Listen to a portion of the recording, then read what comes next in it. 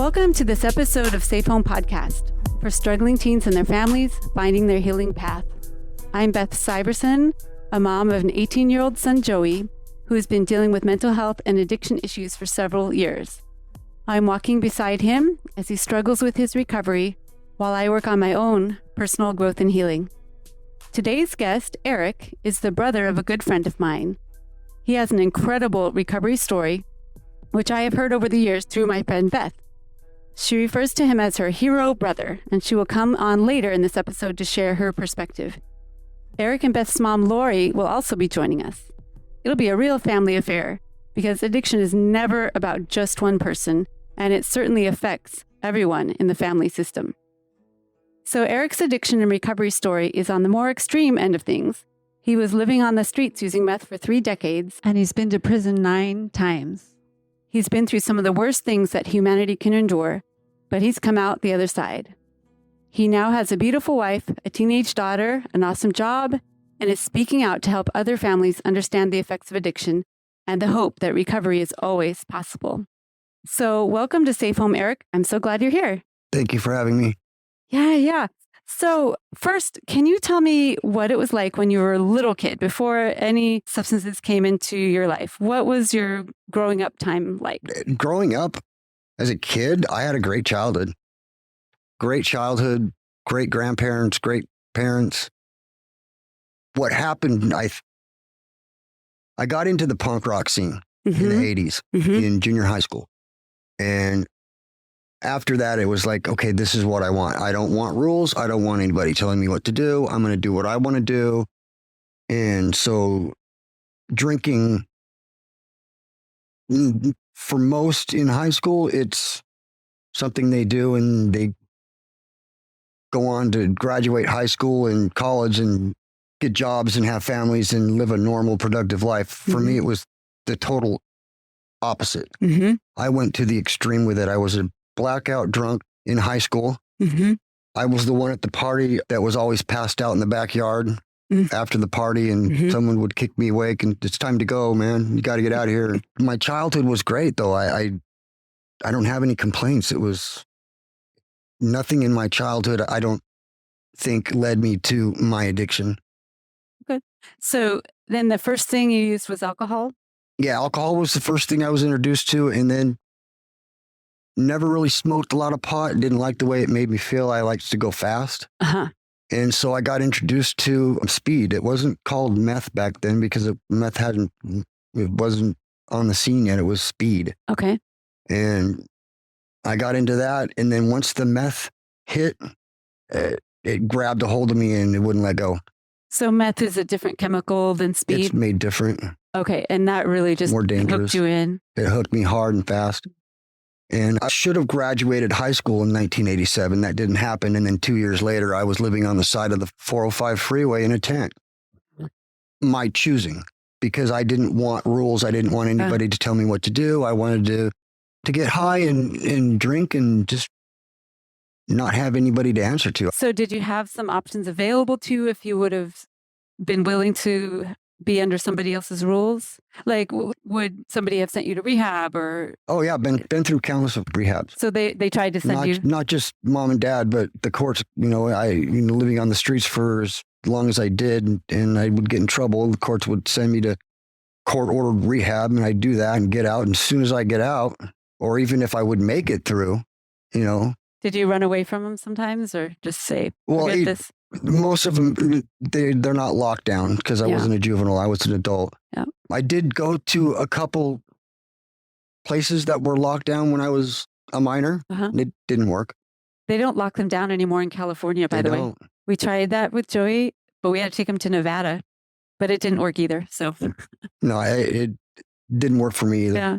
It doesn't work until you're ready for it to work. Is that? I remember one time mom and dad were so frustrated, they sent me to a group home, and I was there 2 nights, and I almost got arrested, but they decided just to kick me out because I was smoking pot in the bathroom. I'd smuggled the pot in. Yep.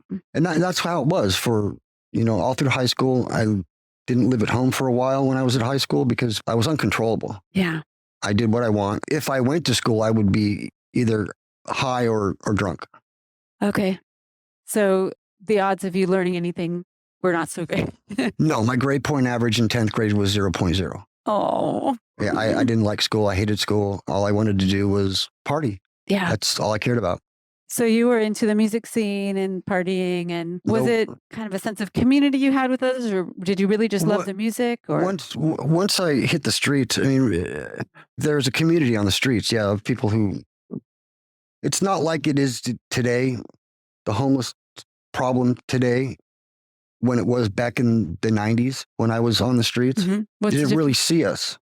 We weren't camping on the streets. We had places that were hidden, so you couldn't really tell. Oh, okay. So nowadays, is there just so many more homeless that it's impossible to Yeah, be hidden? I recently moved back here and it's changed a lot. Orange County is brighter and prettier, but the homeless situation has gotten out of control. It's really out of control. I just feel so bad when I pass by, the underpasses, and there's just tents and tents and tents and garbage, and it's It wasn't breaking my for heart. me. For me, living on the streets, that wasn't what it was like. When you drive by and see them on the streets today, Mhm. that's not how it was back when I was on the streets. We all had a little group or clique, and we all did whatever we had to do to stay high. Mhm. And when meth Mhm. hit, it created a monster with me. That's all I wanted to do. Wow. Now, what form is meth that you took? I did it all. All the different ways. How And many ways are there? Once I found the needle, Okay. I was Because uncontrollable that goes into your system very quickly, right? very fast. Yeah. And so it was a total different high. And so I went from snorting it, smoking it, to shooting up. Mhm.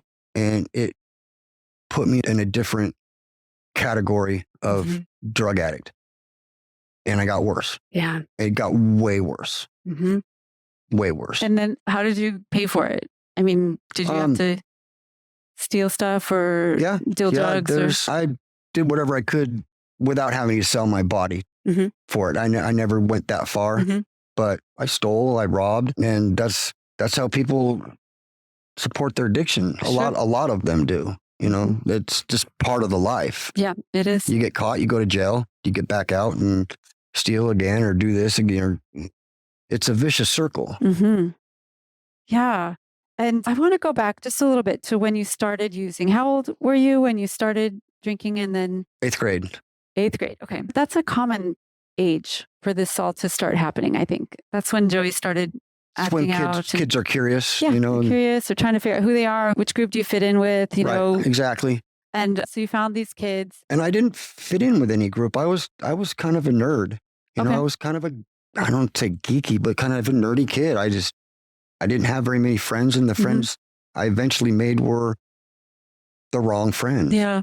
Now, it's impossible to know now, but if you hadn't gone down this path, would you have been, got through high school? Were you thinking of college? What were your dreams before you started using substances?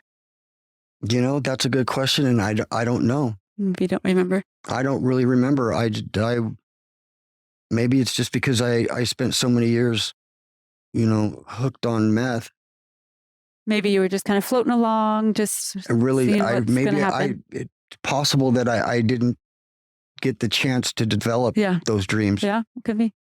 Yeah. So the first time you tried speed, it hooked you?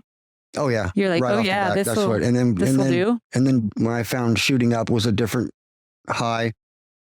How old were you then when you found that you could use the needle? I was probably in my late 20s. Okay. So it was quite a while after I'd been on the street and using meth other ways. And then it just opened a whole other world, which took me to some dark places living on the streets. I bet.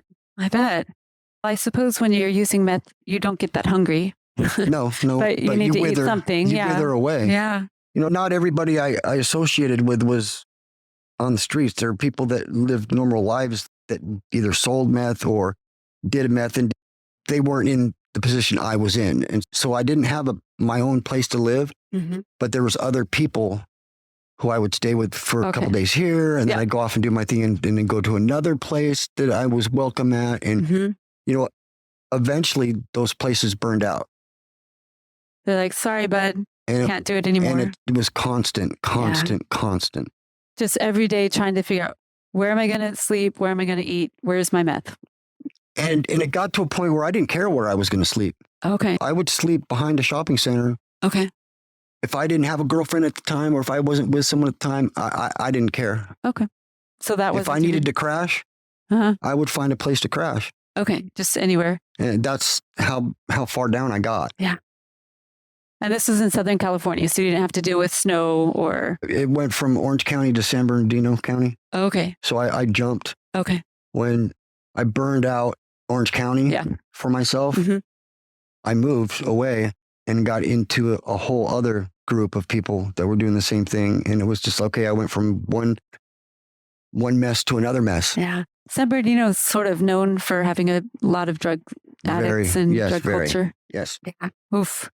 So what did you end up getting your prison sentence for? So when I got arrested for possession of meth. And it wasn't very much meth, so they put me on probation. Okay. And how old were you then? Or like how long into it was this? Maybe 10 years. Okay. In. Okay. So 10 years you were But I was in and out of jail. Oh, jail. I was doing a lot of jail time. I didn't go to jail for under the influence or possession of paraphernalia or petty theft or drunk in public or a lot of petty things. And then I got arrested for a very small amount. Okay. And they put me on formal probation. I ended up violating my probation because I wouldn't report to a probation officer. I said, I'm not going to report to you, catch me. Okay. They caught me and they sent me to prison. Okay. Over a little bit of meth. Okay. So that's where it started. And then I got out and I was out 3 days and I violated my parole and I went right back 3 days later. Wow.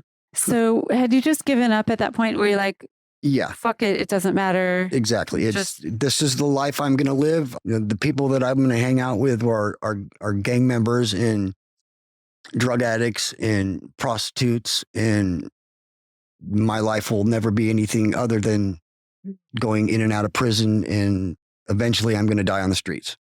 Okay. I had made up my mind. I didn't know any other life. This was my life. I didn't know that I could have the life I have now today.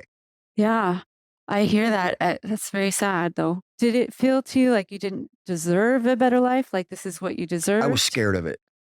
Scared of having a regular life? I was scared to succeed. Why? Well, for one, you get so low, it becomes normal. It becomes comfortable to you. You're okay being so far down. Okay, look, if I want a different life, I got to do all these steps and all these things. And that's hard. And I don't want to do that. Yeah. I want to stay right here in my shit where I'm comfortable. Yeah. And everybody around me accepts me where I'm at because that's where they're at too. Yeah, because that's who your whole peer base was, your group was. Do you feel like the prison system at all helped you overcome any of those obstacles, or did it make everything worse? Yeah, I wouldn't say it made it worse. It didn't help. Was there anyone that tried to help or tried to? You can parole to a so-called halfway house, but those are a joke. There's nobody sober in there. Really? No, they're not.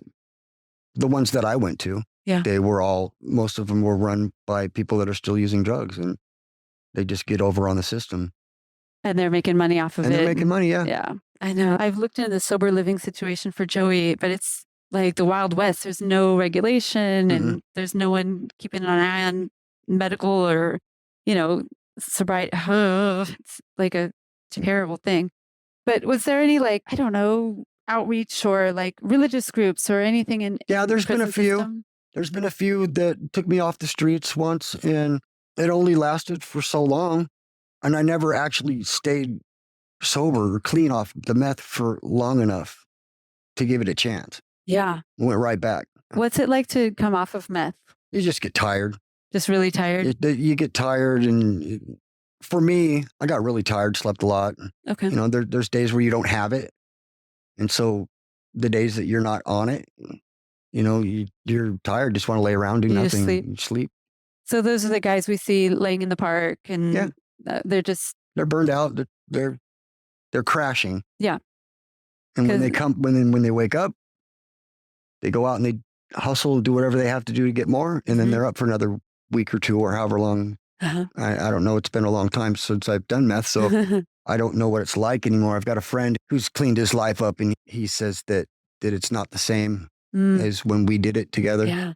Well, nowadays there's fentanyl involved. Did your friend mention that? Yeah, he said that it's a big risk right now.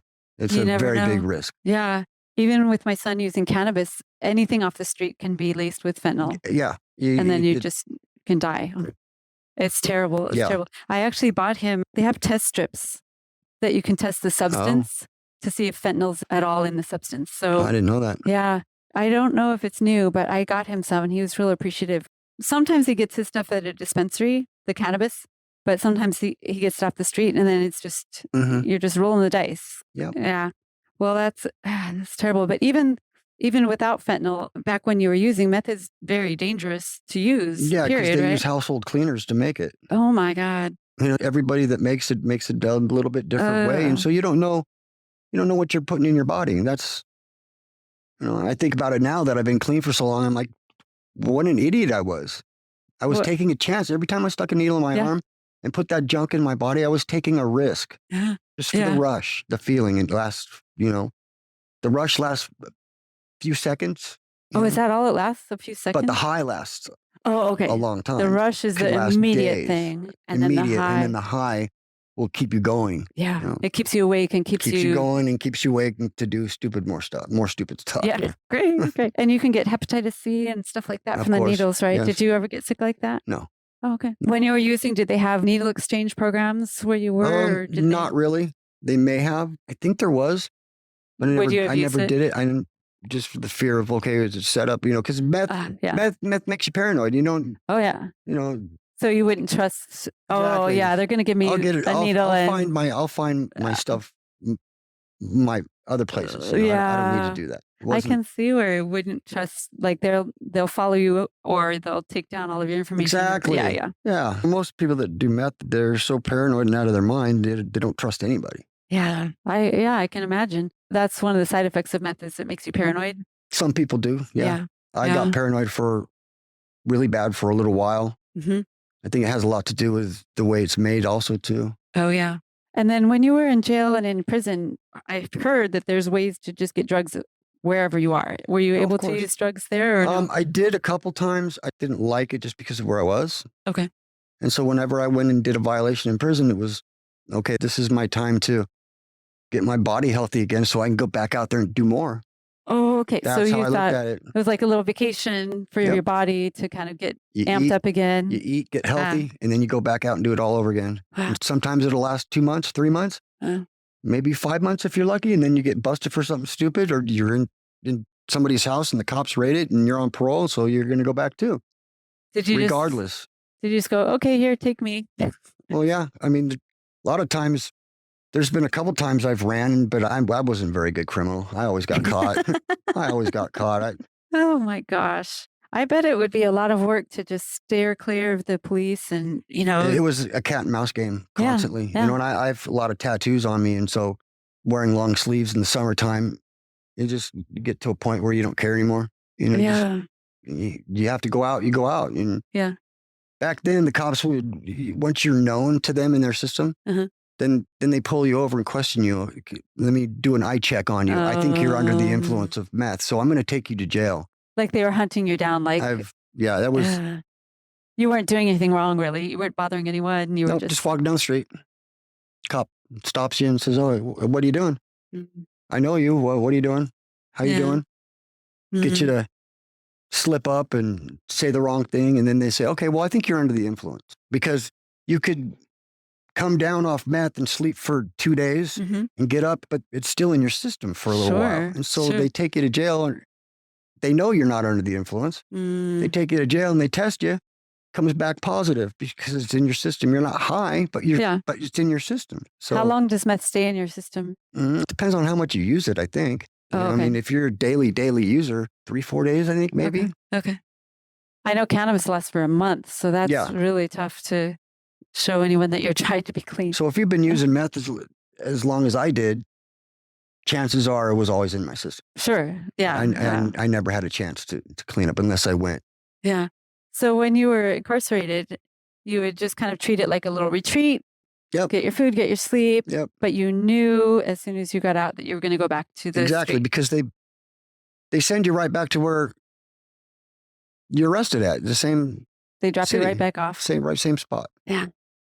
Oh, man. Well, I want to get to the good part. Yes. It just sounds just hard and miserable and That's scary. exactly how it was. And It was miserable. yeah. So what ended up having you turn around? So my wife, who I'm with now, we were both using meth. I met her in my addiction. She got pregnant with our first daughter. And I'm not going to go into it too deeply because I don't want to get choked up right now, but she died at 6 months. And about a year later, she got pregnant again with the daughter we have now, Kylie. And so we decided that we're going to move out of California because we don't want this to happen again and it's time to change. And so we moved. We left California. We just turned our backs on everything and we moved in with her mom, which wasn't the greatest idea because she was a meth user also. But Betty got clean. She got clean and she had Kylie in Washington.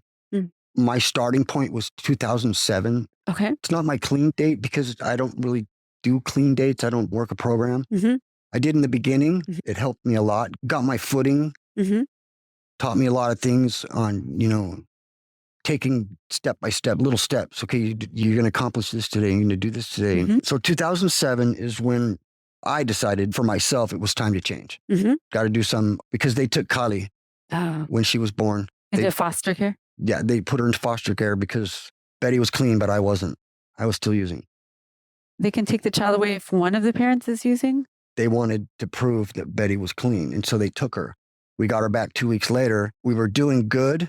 We got into housing, separate housing. Betty slipped up and got her taken again. And we had to fight for a year and a half to get her back. I went to inpatient program. And that time, the inpatient program was something that I knew I needed to do. And so I looked at it differently as, okay, this is not just my life, but it's another life that's involved here. And so I went to 2 months of inpatient treatment. I did 6 weeks of outpatient intensive and then another 6 weeks of outpatient.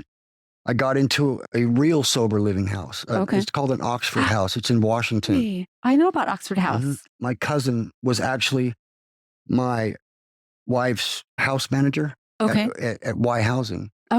And it was a miracle that we hooked up and my cousin got me into the Oxford House and got my foot in the door in recovery. And I had nothing, but it was better. I had about a year and a half under my belt because we finally got Kylie back. And I knew I wanted to do better. I didn't want to go back. I didn't want to leave Betty and Kylie on their own. I didn't want them to do it on their own. So I had to step in and do it with them. And so it became a team. Betty and I became a team and we helped each other. Now, there's been a couple slips in the beginning in Washington when we were out there. Before we moved to Iowa, we got comfortable in our sobriety. We thought, okay, everybody thinks we're clean. We got our own apartment. We're doing great. The program that we were in that helped us, our low income, mandatory random drug testing. But we thought, well, nobody's going to know. And so we started getting high again for a little bit, for like a week or two. And we got busted up and kicked out of the apartments. CPS got involved again. They came to the door and they said, we're going to take Kylie. You need to either release us to her now. Luckily, she was at daycare, or you can surrender her by the end of the day. Oh my gosh. And I said, fuck you. You're not taking my daughter. It was a slip, okay, I'm going to get back on track, but they didn't care about that because of my history, because my history is pretty bad. So I sold my truck. I sold what I could, and Kylie and I packed 2 suitcases and we took the Greyhound bus to Betty's family, her dad in Iowa. So you're kind of on the lam. You on the run, left that day. They had a pickup order for her and a warrant out for my arrest. Wow. Betty stayed behind to pack up the apartment and cash in her check for college. So we had money to live on out there. And Kylie and I were there 3 weeks until they found out where we were. Did they come get you? No, the judge in Iowa denied the warrant. He said, Oh, okay. we did a walkthrough of the house. We did a walkthrough of where good. they're at. They're in good hands. He's clean. Okay. He's not using drugs. Oh, that's good. He's doing what he's supposed to do. So we're not going to allow you to come get them. Oh, that's good. And they tried twice and the judge denied it twice. Oh, good. Well, that And sounds so like I think that was God working, stepping in. Yeah. Because if she would have been taken again, it would have been over for me. I would go right back to where I was. Yeah. Well, it sounds like that judge was really believing in you and believing in the possibility that you could, rise to this challenge. It sounds like a lot of the time the CPS people and other people just maybe didn't see any hope in you at all. Yeah. And did that make you feel like everything is hopeless? Oh, of course. Yeah. I mean, but it also made me want to fight harder because I knew I was better than that. Once I got clean, I've been clean for a couple of years, you build your confidence back up and you're like, no, I don't want to be that person anymore. I'm better than that. Yeah. Wow. So I've often heard that, people, a lot of times they need to recover for someone else, at least at first. And it sounds like that's what you did. Yeah. Without Kylie, maybe that. Some people in the AA and NA program say that doesn't work, but for me, it obviously did. Yeah. Because you didn't care about yourself at the time. So I cared more about having to have Betty do it on her own by herself. And that's not fair. Yeah.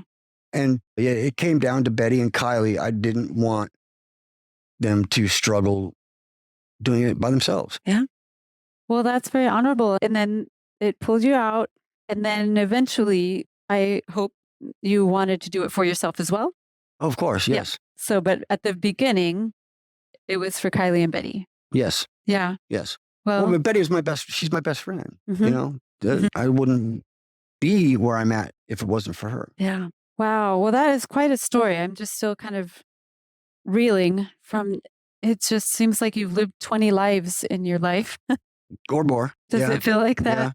Yeah, it does. There's so much struggle. So many different people, different situations, areas. You just go from one circle of people to another.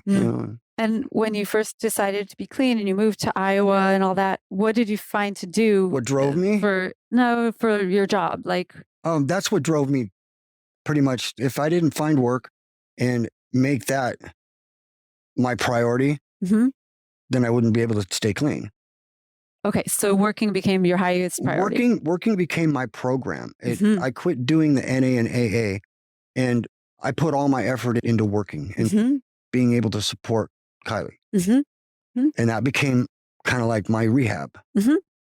And Oxford House in Washington taught me how to be responsible. Can you talk a little bit more about Oxford House? They're absolutely amazing. If you're ready and serious, then everybody in there is clean and sober. Everybody in there works a program. Everybody goes to meetings. We go to meetings together. Yeah, it's a great, great support group. Yeah. And it's different than a sober living house because it's not for profit. And it's all self-funded, self-regulated. Yep. Yeah. And each house does it slightly differently. I understand. And everybody that lives there is all focused on the same thing, staying clean and getting better. Yeah. I've looked into those for Joey. I think that sounds amazing because a lot of the sober livings are just people are pocketing the money. Out here, yeah. Yeah. Well, that's really amazing. Washington State has a very, very big recovery family. Okay. Community. Very, very big. Wow. It's huge. That's good. Vancouver, Washington is where we were at. And it's very big out there. Okay. How was it when you went to Iowa? Scary. There probably wasn't that big of a community there. No, at that point I just said, no, I can do this. Okay. I don't need the steps. I don't need to go to meetings. And some people can't. Some people can do that. Some people can't. Yeah. And I can. I did. Yeah. There's so many ways to recover. I think a lot of people just think AA&A is the only way. It's not the only way. Not the only way. It's not. But a lot of times courts make you go. Of course. And they don't give you any other alternatives, which is, right. I wish they would offer some alternatives because AA and NA are great for a lot of people, but there's religious issues and it's not exactly science-based. And, there's some issues with those Alcoholics Anonymous programs and things like that. They say it'll work if you work it, but everybody's different. Every addict is different. Yeah. They're different in their addiction and they're different in their recovery. Yeah. Yeah. And whatever's going to work. And I found what works. Yeah. Yeah, I totally agree. Recovery can look different for every single person, and that person has to be the one to decide. Yeah. Exactly. Yeah. There's not one person that can get another person clean Yeah. or sober. Yeah. It can't be done. Yeah. Was there anything that your parents did when you were in high school and kind of going off the rails that either helped you or that made things worse? Do you have any advice No, for parents? well, kind of blurry. They would try and discipline me, and it just didn't work. It backfired on them. I would go out the window at night. I would come home 2 days later. Mm-hmm. What are they going to do? Kick me out? Yeah. Because that's where I wanted to be. Yeah. You wanted to be kicked out. So, wow. Yeah. What are you doing with your daughter? You have a 14-year-old. Yep. And she's a great kid. She's scared to death of drugs and alcohol just because of where mom and dad have been. Yeah. I don't think she would even ever think about it. I really don't. Yeah. That happens. That happened to me. My parents didn't use drugs, but they brought in foster kids that brought drugs into our house, and it was just chaotic all the time. And I was like, well, I don't want anything to do with that. Mhm. So I bet that's what Kylie just, and plus she probably has that genetic propensity. It's not guaranteed that she would be addicted if she tried something, but that since both of your parents are addicted. Yeah. So, well, that's good that she's terrified of it. That's probably really good. But how do you navigate? Like, what if she starts hanging with the wrong crowd? Do you talk openly about Oh yeah, of course. substances and Yes. stuff? Oh, there's nothing's been hidden from her. She knows all about my past, her past. Okay. She knows she was in foster care for a while, and we lost her, and we fought really hard to get her back. It's hard to say, sitting here thinking about it, like a year or 2 years down the line, if she starts experimenting, I don't know what I would do. Mm-hmm. I can't answer that. I don't know. Yeah. I really don't. Well, I hope you never have to deal with it. Honestly, it's really tough. I know that the pain I put my family through, my mom and my sister, and my mom would say, "Is today the day I'm going to get the call that my son's body's been found in a ditch and we need to identify him?" I put my mom through that. Yeah. Sleepless nights wondering, am I okay? Yeah. And I'd call maybe twice a year. Oh, wow. And it was right there, a couple blocks away. Wow. Did you drive by the house? No, never did. Once in a while I would come by just to see her a couple times a year. Yeah. Oh, that must have been heartbreaking. It was guilt that made me not want to go back. Yeah. Because I knew I was screwing up. Sure. Yeah, it's hard to face that and go, well, here I am, but I'm still using. And you know that they want the best for you, but you're stuck in this cycle. And I think mom knew that there was nothing physically that she could do to help me. Mm-hmm. And that she just had to kind of step back and let it happen. Yeah. And that's really got to be really, really hard for a parent. To just step back and say, I can't help you. Yeah. You're going to have to help yourself. I'll be here if you need my help, but I can't force you. I can't force help on you. Yes. Your mom was very helpful to me early on when Joey was having problems. And she's like, oh, I remember that. And she told me, well, we're going to bring her in a little bit. Maybe she'll tell me again, but, having us not let you in the house and, lock the door. But she's like, Beth, you cannot make him sober. You can't force him to be sober. He has to want it. And it is the biggest challenge of the world to let go of your own child. You just think, okay, if I just say this one thing, or if I just put him in the right rehab, or if I just get him the right psychiatrist, or if I just X, Y, Z, but none of it. It's really hard. I haven't been through that as a parent, but I'm sure that that's got to be the hardest thing for a parent to think of, that I can't help my child. It's really tough because that's what you've been programmed to believe this whole time since they're little, is that you're the helper. And I was like, da, da, da, da, da, da. Here I am to save the day. And it's not going to work. It doesn't work. It could make it worse. Yeah. At one point, Joey did say that. He says, Mom, I know you're trying to help, but this is making it worse. It's making me want to use more. And at first I was really offended because I'm like, if you use, that's your choice. And it wasn't me doing it, but I took it in and I listened and I said, you know what? He's telling me I'm making things worse. So maybe I should try not to make things worse. Yeah. But it is really, really hard to let go. Well, we're back with a few special guests. Erik, would you like to introduce who we have with us now? To my left is my sister, Beth. And her left is my mom, Laurie. And I work with Beth. I've worked with Beth for years and years and years in music, and just a dear, dear friend. And this is my first time meeting Erik, by the way. So it's been kind of wonderful. I've heard his story, especially when I told Beth about Joey. She shared about Erik. And so it's just a wonderful coming full circle and having you all together and me meeting Erik. Well, I wanted to bring you guys in because we were talking about what advice Erik would have for parents and what it must have been like for you all. But we thought, well, why don't you just tell us what it was like? Why don't we start with Beth? What was it like? How old were you apart? I'm 11 years older than Erik is. Oh, so you were old enough to watch the whole thing from an adult's point of view. Oh boy. And how was that for you? Well, scary. It was really super scary, and it was really sad, and I'm the fixer, so I would always try and be optimistic and fix things. Yep. And when I realized that I couldn't fix it, I would escape into my work, and I know you understand what that's like. And, also there was a feeling of guilt that I couldn't help and couldn't be there more for him because drugs and alcohol were never my game. So I didn't know what to do. So there's a helplessness there. Super helpless. And because I was so much older than he was like my baby too. Yeah. You probably, I babysat him and took him everywhere and stuff. So, I'm so happy where he is now, but it was very difficult at the time. And it affects the whole family. Yes.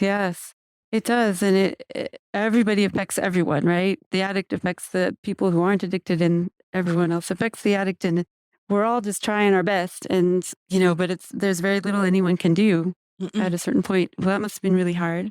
And Laurie, I was telling Erik that you helped me so much when Joey was first having problems. And you told me, Beth, there's nothing you can do. You need to, just protect yourself and have strong boundaries. And that helped me a lot when he was just starting off with substances. And we've learned and grown, and we've figured out that, we can't fix him either. So what was it like for you? Like, can you remember when you first started using drugs, using the punk scene? And what was that like for you? Did you realize what could happen? Well, of course, I was scared and I was disappointed because he had so many gifts and talents. He's a great artist, and he was a great musician. He was a good drummer, and he's smart as a whip. But he was always a follower with the kids in the neighborhood, and he loved the boys in the neighborhood. And a couple of them were just great, a couple of them weren't. And I didn't know for a long time what was going on. And when I finally realized what was happening, I suppose we went through what other parents did as far as the normal routines go. We tried this and we tried that. And in fact, we were even on the road to, I think it was Arizona. There was an academy. I suppose it was like a military academy. My husband his dad set it up. And I was not really involved in it. But halfway there, he sweet-talked his dad out of going. And one of the things that the director of this place said was, if he runs away from here, he can never come back, and we won't get him home.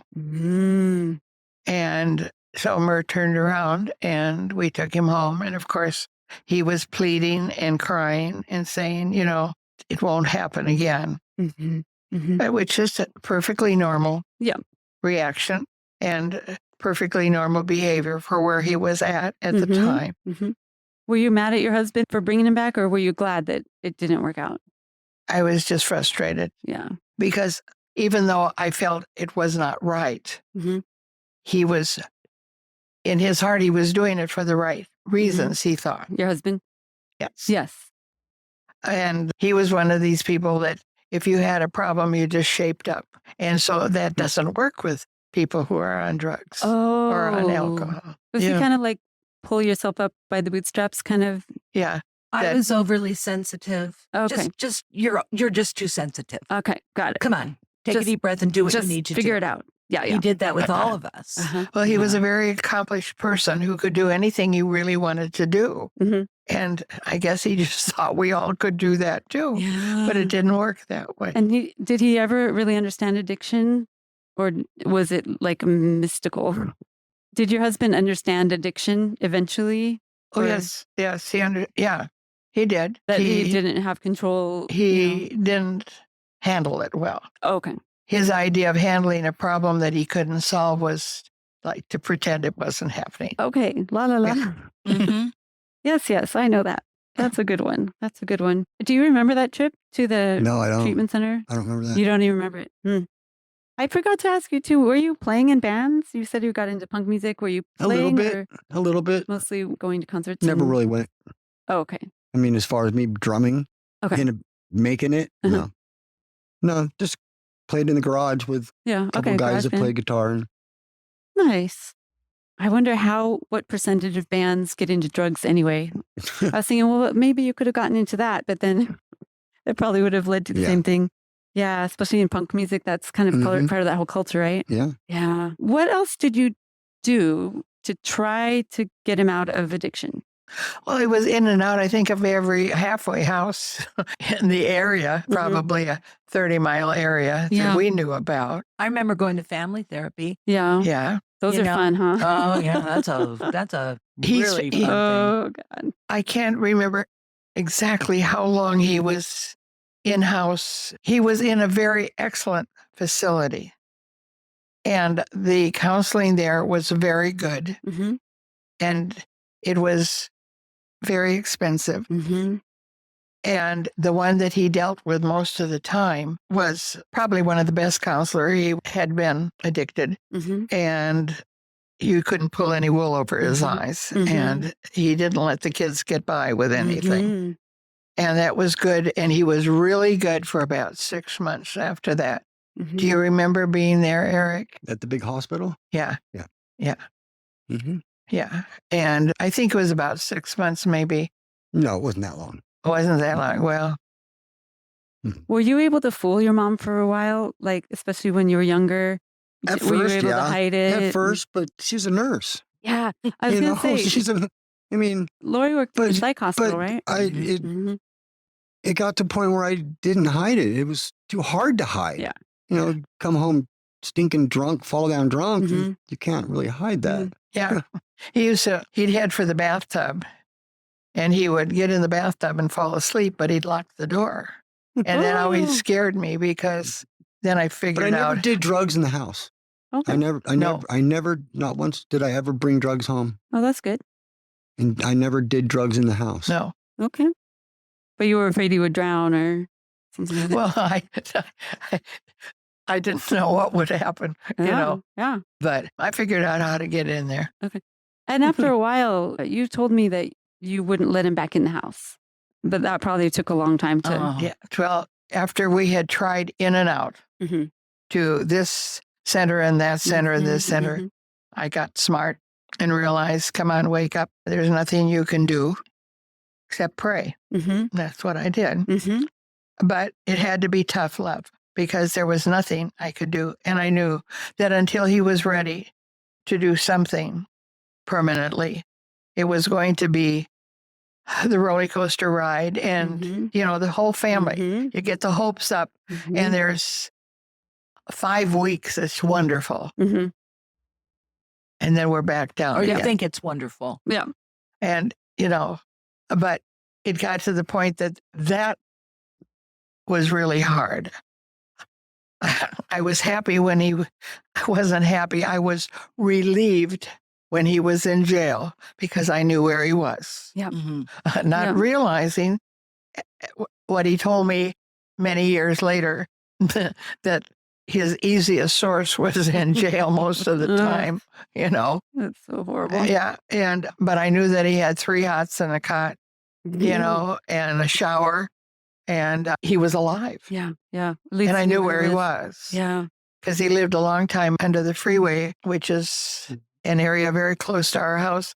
I had gone there several times and found him there and brought him food. And see, I couldn't handle that. I'm uber sensitive, and I went to the East Coast and I started working, and when we would talk, infrequently, or I would talk to Mom, it was like, how's Erik doing? Well, he's not doing very well. And then I just go back to work because I couldn't handle it. It was just too much. And I still deal with the guilt of that, that I wasn't more present. I kind of escaped. Yeah. You know, and you were living your dream. I was. You were on Broadway. I was hot. And I was doing my thing, and I was hot. Yeah. And it was very easy to pretend it didn't exist until you go to sleep and then, or lay in your bed and you realize it exists. Your baby brother's living under a freeway. Yeah. Yeah. And there's still things I know that we don't know. And that's his story to tell. That's not my story to tell. But I just remember, always missing him so much and being so envious of other people that had a closer relationship. So right now I probably drive you crazy because I'm a little over. You're catching up for time. But he's my hero. What can I say? He is my hero, and I'm trying to catch up for lost time. What was it like when, the couple times a year or whatever that you would talk to Beth? Was that... I never talked to Beth. Like, it was never. just Mom. Well, you called me a couple of times at my condo. Yeah, you did. Oh, yes, I did. Yes, you did. I did talk to you a couple times, but mostly I would call Mom. Yeah. A couple times a year. Yeah. But just to make sure to let her know I'm okay. Yeah. Yeah. But it was probably I never called and begged for anything. I never called and asked you for money. I just, when I called, I wanted just to make sure that you knew that I wasn't dead, that I was okay. Yeah. Yeah. I wasn't okay, but I wasn't. You weren't dead. I wasn't still dead. alive. Were there times, Laurie, that you thought he was gone when you wouldn't hear from him for a long time? Oh, yes. Yeah. But when things were semi-good, a couple of times he called and we got together. When you got married, the first married. Yeah. Not married not Betty. now. No. Betty. No. This was early on. This a mistake. Yeah. And learning experience. Yeah, we all have those. Yeah. And so I saw him then, of course. And then when he was with Betty and the baby, I met you for lunch Allie, down in Costa Mesa. Allie, who died, our first daughter. Yeah, and Lexi died. We weren't in a good place. SIDS. We were still in a bad place. Yeah. Betty and I on the streets, Yeah. It was not good. Oh, that must have the calls. The calls at night. Not from Erik, but any phone call in the evening was a trigger and terrifying. Yeah, because there were times at night when we had to get together behind a dumpster someplace and I had to bring you home. Do you remember that? I not to bring up, because I'm so proud. I keep saying, I have to justify, but there were times when Mom and I would talk about what we would do when we got that phone call and how we would proceed with that. That he would be gone. And that's a hard thing to talk about. Yeah. Like, what do we do for a funeral or whatever, and it was always in the back of your head, and I'm just so grateful now that that's not in my head anymore. Yeah. Yeah. Erik, you've just made such a beautiful transformation of your life, and moving out to California. It's a miracle, really. It is a miracle. I spent 12 years in Iowa, which was the best move that we had ever done. Like I said, I was clean started in 2007, but had a couple bumps in the road. From then. It's been consistent since Iowa. So it's probably 12 years now, I think, that I've been consistently off the meth. In that time, in that 12 years, I went and I got a little job. I worked for Hormel Foods as a forklift driver. And I made good money there. And we were doing good. I got fired. And so I was like, oh, now what do we do? What do we do? Well, we do what normal people do. We go out and get another job. Yeah.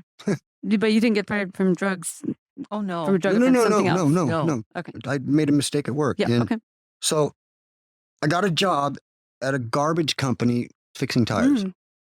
6 months later, I told my boss, I'm going to drive these trucks. He goes, well, then go out and get your license. That's what I did. I went out and got my commercial driver's license. And his boss was shocked because he didn't think I was going to do it. When Erik says he'll do something, he does it right now. And how long did it take you to do that? 2 weeks. 2 weeks. And he walked in and said, okay, I did this. The first time I ever drove a commercial vehicle on the road is when I took my driver's test in a garbage truck. Oh my gosh. And I passed. Oh my gosh. And so now that's what I do. I drive a garbage truck. Wow. I started in Iowa, and then I got hurt at work, and I had surgery on my shoulder. Mm-hmm. Mom and Beth were out visiting last summer, mm-hmm. and I wasn't expecting it, but I got a really nice big check in the mail. Mm. And I said, it's time to move back. It's been 12 years. Mm-hmm. It's time to come home. Mm-hmm. We can afford it now. I've got a chunk of money. Mm-hmm. And I transferred with my company mm-hmm. back home. Mm-hmm. So now I'm union. Mm-hmm. I'm still driving a garbage truck. Mm-hmm. I'm making more money than I've ever made. Mm-hmm. And apartment is kind of pricey. Yeah. But, it's location. I'm in a great location. Yeah. Yeah. Were you scared at all to move back? No. With all of your old friends, old a little bit. But from what I understand, most of the people that I ran with, all the knuckleheads, all the prison people, they're gone. Okay. There's maybe a handful left. Some of them have pulled themselves out and turned their lives around. Mm-hmm. And there's a couple that haven't. But it's been so long, I don't even think they'd recognize me. Okay. And I'm really not worried about that. Yeah. I was at first, but I've been back since September. Mm-hmm. Haven't seen anybody. Okay. Haven't had any problem.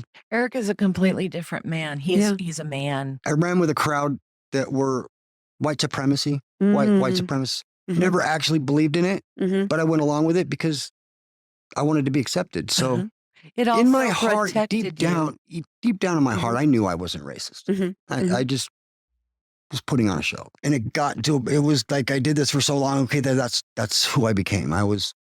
Did that happen in prison or on the street?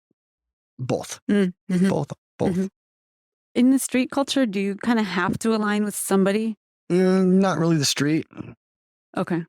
You told me that prison you do, though. You do. Yeah, you do. Yeah, you have to be in some and then when you get out, then you have to walk a certain line once you've been in that situation. Yeah, you do. Mm.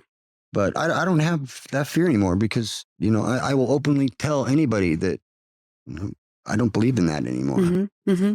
If I were to meet up with one of my old friends who's a skinhead, he'd be very disappointed in me today because I'm very outspoken. I'm like, I don't want anything to do with you or your beliefs. Yeah. It's wrong. Yeah. It's prevalent in Orange County. It was worse. It's not anymore. It was worse? Oh, really? Ugh. No.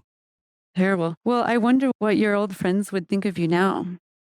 Would they be shocked? I would hope they'd be jealous because, I've got a life and they don't. Yeah. I bet they would just be like, whoa. And I try not to think about it, because I don't care about them anymore. Mm-hmm. Yeah. That's his new life. Yeah. My new life it's like completely 180. Mm-hmm. Completely. I don't have a lot of friends, but the friends that I do have, I've known for a very long time, and they weren't a part of that life. They've been in my life as I was in my addiction, but they never were. So now they're back in my life and I'm clean, and I don't see them that often, but when I do, it's really nice. Nice. And it's so wonderful when he calls now. Hi, Mom. Hi, Beth.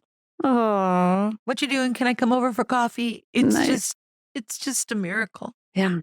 Yeah. Well, I remember when you were planning to move and Beth and Laurie were just scampering around trying to find an apartment, and they were so excited. It was like a major homecoming. Just like, we never thought it would happen like this. Yeah. And we got the first apartment we applied for. Was there ever any concern, Erik, that when you decided to switch up your life and live a clean life, that your family wouldn't be there for you? Or did you know that they were going to be there for you? No, I didn't have any doubt that they wouldn't. That never occurred to me. You knew that the door wasn't I knew fully they were closed. waiting. Yeah. I knew that they were waiting for me to pull my head out of my ass. Yeah. So to speak, to change, to make that decision. Yeah. And they've been there for you. That's so great. Were you ever tempted to just lock the door permanently and just say, I'm done with you? No. You'd never give up on him? No. There's always hope. You couldn't. Mm-mm. You couldn't. You can't give up hope. No. And actually, giving up was never a problem. It was just hoping that it would happen while I'm still here. Yeah. Right. As the years went by, year after year, and, I was getting older and just waiting and praying that it would happen, that I would be here to see it, you know. Well, because it was 3 decades, right? That he was in the cycle. Wow. Well, I'm glad you have very good genes and you're super healthy and you're still here. Yeah, I have longevity on my family on both sides. So the odds were in my favor. Yay. Yeah. Oh. I have to tell you, this Christmas, though, was the first time that the whole family with Betty and Kylie and Erik, and I thought she was going to tap dance for 2 weeks before because she was so excited that finally all the praying, all of the hoping and wishing and dreaming that we were all a family sitting around the table. And that's all you need, you know? Yeah. Well, I'll tell you, I am so proud. After he made the decision, that was the end. Like he said, a couple of bumps. And Betty is so strong. She is a person who makes a decision today, and it's forever. I can't believe it. But Erik, unbeknownst to us, there was a new law in Iowa. Did you tell her about that? Oh, yeah. I've got my felony dismissed. All of them. Everything. Wow. So he can go any place, do anything. He voted for the first time. Yay. Yes, he's and he did that by so himself. I mean, that was a lot of paperwork, right? A lot of red tape and a lot of waiting too. It took a long time. Yeah. Wow. It took a couple years. And his credit rating is fabulous. I love to go shopping with him because I think we could buy just about anything. But that gets me in trouble too financially. Well. A new set of problems. But he has never expected anything. He has never asked for anything. No. And he has never, ever said that what transpired was not his own decision. No one was to blame. And he could walk around with a chip on his shoulder the size of, Texas, but he doesn't. And he is a kind, loving person and so responsible. And he made all those decisions. And like I said, he's my hero. I have a living hero. He's my superhero, And he started out teaching his little girl very early on. I can remember when she was so little and she had all these little things that she had all over the house that he was stepping on. And he made the rule that every year they had to go through all of the toys and the clothes. And they made these nice big sacks and took them to the other children who didn't have it. Nice. And when anybody needed anything, Betty and Erik were the first ones there to help. When a house burned and a little old lady was in trouble and somebody needed this or somebody needed that, they were the first ones there to give. So I couldn't be more proud. Yeah, I know. And grateful. Yeah. Well, your family is remarkable and you've been such a gift to us and helped us out so many different ways. Laurie and Beth, you've just always told me, do not give up hope. Do not give up hope. You never do. Never give up hope. You never quit. And you never quit praying because the day will come. Yeah. But it's their day, not our day. So we have to be strong. Yeah. You had to be strong for 30 years. That's a long time. That's a long time. Did you feel their support even in your lowest times? Did you say, but at least I know I have a family that loves me? I knew they were always there. Yeah. Did you have any friends or peers that had no one? Like that their family had just turned them out and given up? Yeah. Yeah. Or they're just... There's a lot of people like that out there. There's a lot of people who don't have anybody to turn to for help. I just feel like our society's failed so many people. If their family is gone, then community needs to come around. But did you feel like the systems in place had any hope in you, any belief in you, or were they kind of against you? What system? Like, I don't know, CPS, prison system, it's all money. It's all money. It's just money. It's all money. You're a number. Yeah. They don't see you as a person. Nope. Yeah. Until I got into Oxford House in Vancouver, Washington, is when I really saw that these people are actually happy and that they're staying clean and they're working and they're being responsible. And I thought, I can do this. Okay. So you saw the image of what's possible. When I was in Oxford House, that's when I realized I can do this. Well, I'm so glad you realized that. And I'm so glad you came out and transformed your life. It's really a remarkable story, Erik. Really. Thank you. I'm so proud of you. And I'm so proud of you too for just standing by him. I'm sure that was difficult at times and just terrifying, but you just never gave up hope, never gave up faith that he would turn it around. And now you're here on the pod sharing so other families can have hope. Absolutely. And never give up the hope. No. It'll help you. Yeah.